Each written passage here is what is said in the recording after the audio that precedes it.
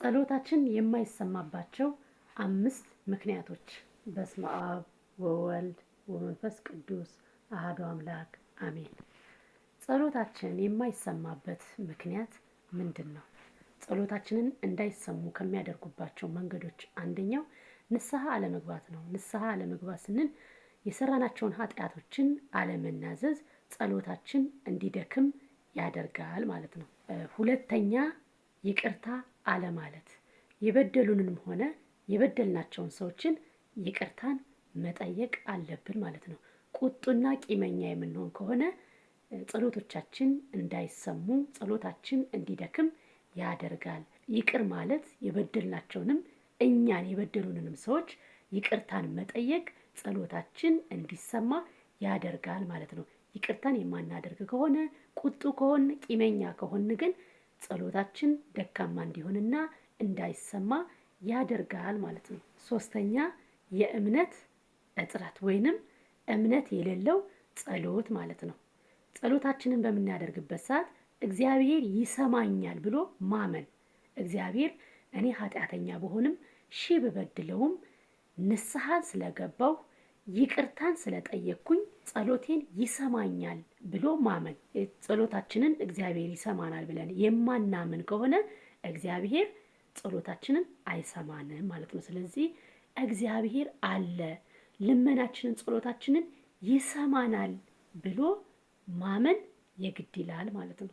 አራተኛው ጸሎታችን የማይሰማበት ምክንያት ትህትና አለመኖር፣ ራስን ከፍ ከፍ ማድረግ፣ በትዕቢት ራስን መወጠር፣ ከኔ በላይ ጸሎተኛ የለም ማለት፣ ከኔ በላይ ጿሚ የለም ማለት፣ ከኔ በላይ እግዚአብሔር የሚወደው ማለት፣ ትዕቢት ያለው ራስን ከፍ ከፍ የምናደርግ ከሆነ ጸሎታችን አይሰማም ማለት ነው። ስለዚህ ራሳችንን ዝቅ ዝቅ ማድረግ፣ ራሱን ዝቅ ያደረገ ከፍ ከፍ ይላልና መጽሐፍ ቅዱስ ቃል ራሳችን ዝቅ ማድረግ እግዚአብሔር እንዲከብር የእግዚአብሔር ከፍ ከፍ እንዲል ማድረግ አለብን ማለት ነው። ስለዚህ ትዕቢት ያለው ጸሎት ከእግዚአብሔር ያርቀናል ማለት ነው።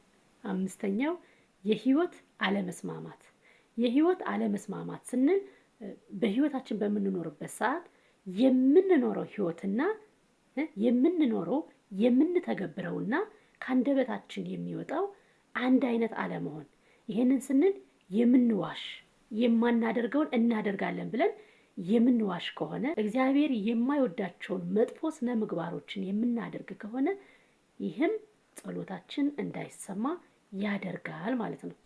ከህይወት ጋር አለመስማማት ስንል ሌላኛው ጥላቻን መፍጠር፣ ቂመኛ መሆን፣ ከሰው ጋር አለመግባባት።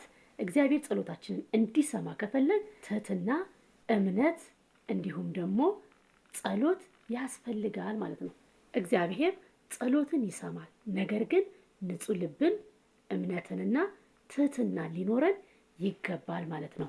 እነዚህ ነገሮችን ተላብሰን እግዚአብሔርን በጸሎት ከጠየቅነው ጸሎታችንን ይሰማናል ማለት ነው። ነገር ግን ጸሎታችንን የማይሰማበት ዋናው መንገድ ንስሐ አለመግባት፣ ሁለተኛው ይቅርታ አለመጠየቅ፣ ሶስተኛው የእምነት እጥረት ወይንም እምነት የሌለው ጸሎት፣ አራተኛው ትህትና አለመኖር፣ አምስተኛው የህይወት አለመስማማት። እነዚህ 5ቱ ችግሮች ጸሎቶቻችን እንዳይሰሙ ቅድመ እግዚአብሔር ጸሎታችን እንዳይደርስ አጥር ሆኖ የሚጋርዱን፣ ጸሎታችን ኃይል እንዳይኖረው፣ ጸሎታችን ደካማ እንዲሆን የሚያደርጉን ስለሆኑ እነዚህ ነገሮችን ማድረግ የለብንም። ንስሐ መግባት አለብን፣ ይቅርታ መጠየቅ አለብን።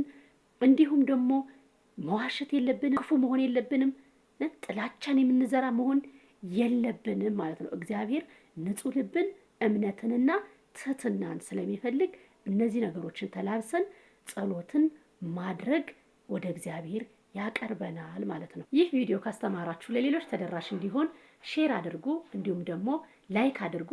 ሰብስክራይብ በማድረግም ቤተሰብ ይሁኑ። ሌላ ጸሎቶቻችን እንዳይሰሙ ምክንያት የሚሆኑ ነገሮች ካሉ ኮሜንት ላይ አስቀምጡልን።